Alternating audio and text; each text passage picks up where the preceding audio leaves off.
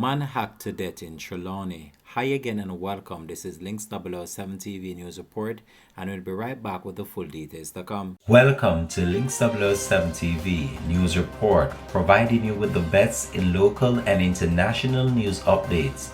This is a place where you can get the most reliable and informative news information. Links 007 TV News Report.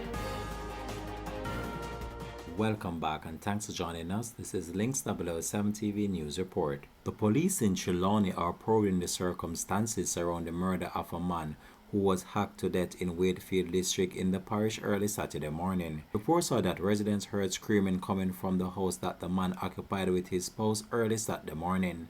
Upon arrival on the scene, the police discovered the man's body with multiple chop wounds. No motive has yet been established for the killing. The police have not provided any more details in relation to the case. Links 007 TV will continue to track this story and have more details to come on this in a later newscast. Thanks for watching.